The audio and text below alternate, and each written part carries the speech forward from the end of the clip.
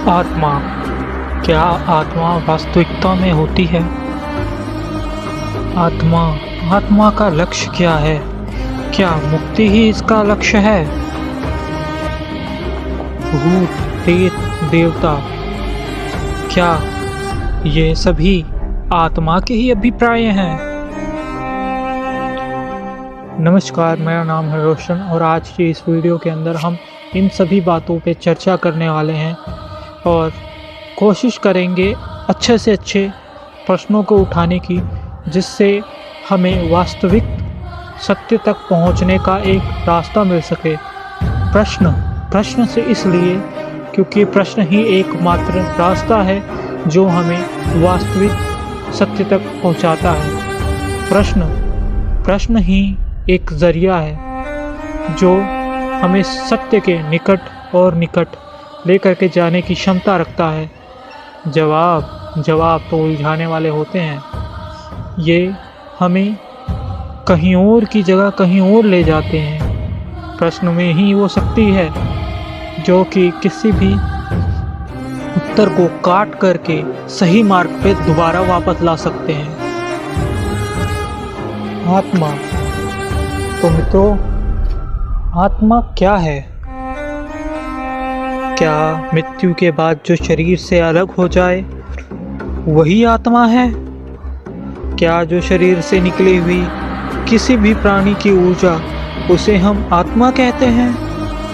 यदि हाँ, तो इसमें एक बहुत बड़ा प्रश्न है मेरे मित्रों। अगर हम एक उदाहरण लेते हैं, जैसे मान लीजिए एक व्यक्ति है, उसका नाम राम है।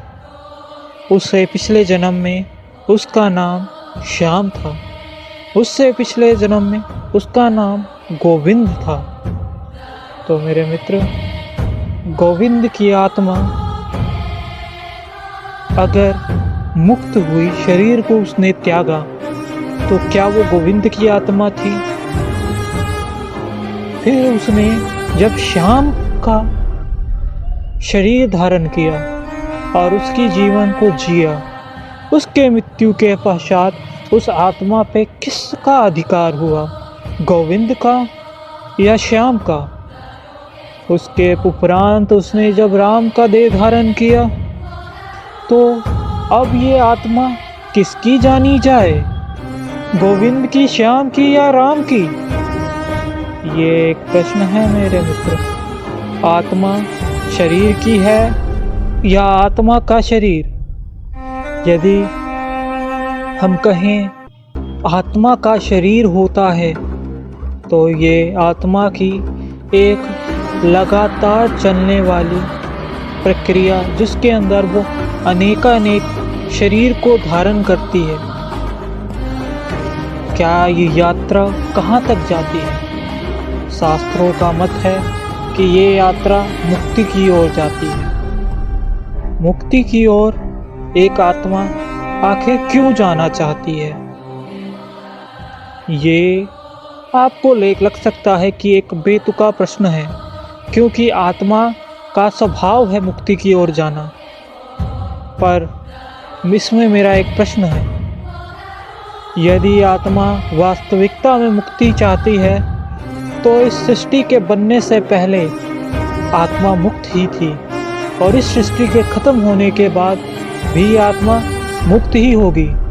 ये आत्मा बंदी सिर्फ इस सृष्टि के बनने की वजह से है, और जब ये सृष्टि समाप्त होगी तो ये आत्मा फिर मुक्त ही होगी। आत्मा का मुक्ति की ओर चलना कुछ ऐसा ही प्रतीत होता है जैसे मानव अपने जन्म से पहले अप्रकट था और अपनी मृत्यु के बाद अप्रकट हो जाएगा। उसी प्रकार आत्मा इस सृष्टि के बनने से पहले मुक्त थी और इस सृष्टि के अंत के बाद वो दोबारा मुक्त ही हो जाएगी। जिस प्रकार एक मनुष्य हर रात सोता है, फिर अगली सुबह एक नया सवेरा लेकर के उठता है, अपने जीवन में उस दिन अनेक प्रकार की गतिविधियां करता है, उसके बाद फिर अपनी आंखें मूंद करके सो जाता है। उसी प्रकार एक आत्मा एक जीवन लेती है, उसको जीती है, और जब उस जीवन से वो थक जाती है तो वो उस शरीर का त्याग कर देती है। अगली सुबह अगले शरीर के साथ वो फिर से एक नए दिन, एक नए जीवन को जीने को तैयार हो जाती है। मुक्ति की आकांक्षा रखना आत्मा के लिए कुछ ऐसा ही है जैसे एक मनुष्य अपने जीवन काल में आत्महत्या करने के बारे में विचार करता है। वह अपने जीवन के कष्टों से और सुखों से अपने आप को संभाल नहीं पाता और मुक्ति यानी कि मृत्यु की इच्छा रखने लगता है। मृत्यु जो कि इस जीवन का परम सत्य है, और मुक्ति उस आत्मा की परम सत्ता जिसे वो आखिरकार पा ही लेगी। हमारे भारतवर्ष में अनेकानेक विद्वान पंडित हुए हैं जिन्होंने अलग अलग तरीके से इस चीज़ को समझाने की कोशिश किया है। जैसे कि कुछ लोगों ने कहा कि यह शरीर एक बुलबुला है जो कि इस महान ब्रह्मांड में पैदा हुआ। उस बुलबुले के अंदर जो वायु है वो आत्मा है। मनुष्य की मृत्यु के बाद वो बुलबुला फूट जाता है और उसके अंदर से हवा निकल जाती है, जिसके अंदर वो कहना चाहते हैं कि बुलबुले के फूटने के बाद जिस प्रकार से हवा अपने वातावरण में मिल जाती है, उसी प्रकार से आत्मा भी हमारे शरीर की मृत्यु के बाद इस प्रकृति में विलीन हो जाती है। इससे यह सिद्ध होता है कि आत्मा हमारी नहीं अपितु प्रकृति की है, क्योंकि हमारी सत्ता तो इस पूरे के पूरे ब्रह्मांड में बहुत छोटी है जिसका कोई वजूद ना हो।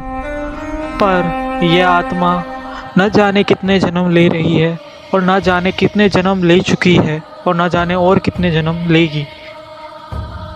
तो फिर आखिर ये हर जन्म में जो ये कुछ पाप या कुछ पुण्य ये करती है, आखिर इसे जाना कहाँ है?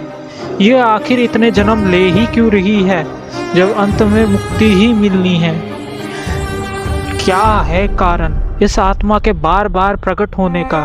क्या ऐसी इच्छा है जो लेकर के ये हर बार प्रकट हो रही है? मृत्यु तो नहीं हो सकती, मुक्ति तो नहीं हो सकती। कारण क्योंकि मुक्ति तो इसका परम सत्ता है, वो तो इसे मिल ही जाएगा। तो कारण क्या है? मैं इसका एक मानव होने के कारण, एक मानव दृष्टिकोण से एक मतलब निकालना चाहूँगा। जिस प्रकार हम मानव अच्छी तरीके से समझते हैं कि इस हमारे जन्म से पहले हम अप्रकट थे और मृत्यु के बाद फिर प्रकट हो जाएंगे, परंतु हम सभी में मृत्यु को नकारने की इच्छा प्रबल रहती है। हम सभी अपने जीवन को और बड़ा और लंबा और अपने आप को अमर बनाना चाहते हैं। हालांकि ऐसा ये सभी के लिए नहीं कह सकता मैं, पर हमारी ज़्यादातर जो जनसंख्या है वो बुढ़ापे को दूर ही रखना चाहती है और खुद को जवान और अमर बनाना चाहती है। क्या आत्मा की भी यही इच्छा है? क्या आत्मा ये हर बार के जन्म के चक्रों से छूट करके किसी एक जन्म में अपने आप को अमर बना लेना चाहती है? क्या ये संभव भी है? हिंदू धर्म के में होने के कारण हमने न जाने कितनी कहानियाँ सुनी हैं ऋषि मुनियों की, जो कि विमानों में यहाँ से वहाँ घूमते थे। यहाँ तक कि एक ऋषि की तो ये तक कथा है कि उन्होंने प्रभु श्री विष्णु को अपने लातों से मारा था, जिसके कारण लक्ष्मी जी ने उनका त्याग कर दिया था। तो क्या ये सभी के सभी लोग अमर हैं? यदि हाँ, तो क्या ये वो स्थान है जहां आत्मा जाना चाहती है? क्योंकि मुक्ति यानी ईश्वर में विलीन हो जाना, खुद की सत्ता खत्म हो जाना। और ईश्वर ही तो वो है जहाँ से हम सभी आए थे और जहाँ हम सभी इस युग के अंत में चले ही जाएंगे।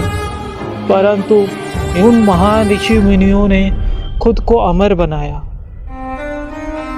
जैसे ऋषि वशिष्ठ, ऋषि जमदग्नि। ये सभी के सभी ऋषि अमर ऋषि हैं और इन सभी का वर्णन योग वशिष्ठ की किताब में भी आता है। वो सभी ऋषि जो कि इस परम सत्ता से अलग और अमर हैं। तो क्या ये सभी ऋषि ने कुछ ऐसा किया था जिसकी वजह से ये अमर हो पाए? और क्या आत्मा भी इन सभी ऋषियों की तरह खुद को एक अमर व्यक्तित्व की तरफ ढकेलना चाहती है? मित्रों, सवाल कई हैं पर जवाब कोई नहीं। इसीलिए शायद महान ऋषि मुनियों ने भी इस आत्मा को अचिंत्य यानी जिसके बारे में कुछ भी पता ना किया जा सके वो कह दिया। मेरे मित्रों, मैंने अपने विचार आप सभी को बताए। हो सकता है मैं गलत हूँ, इसमें कोई दो अभिप्राय नहीं है कि मैं गलत हो सकता हूँ, पर ये कुछ विचार थे जो मुझे लगा मुझे आप सभी के साथ बांटने चाहिए। अगर आप सभी मेरी बातों से सहमत हो या मुझे कुछ सुझाव देना चाहते हो तो प्लीज़ कमेंट बॉक्स में मुझे अपनी राय ज़रूर बताएं। मैं आपकी राय को पढ़ करके अपने विचारों को और ज़्यादा सुदृढ़ बनाना चाहता हूँ और खुद को आगे बढ़ाना चाहता हूँ। साथ ही साथ आपके कमेंट्स को पढ़ के हो सकता है जो इस वीडियो से कुछ चीज़ों को मिस कर गए हों या मेरी कुछ गलत बात को वो सत्य मान करके बैठ गए हों, वो आपके कमेंट को पढ़ करके आपकी राय भी जान लेंगे और ये भी जान लेंगे कि मैं कहाँ पर गलत था और उसका सही वर्णन क्या हो सकता है। सो मेरे दोस्त, धन्यवाद, आपका बहुत बहुत आभार मेरी इस वीडियो को सुनने व देखने के लिए।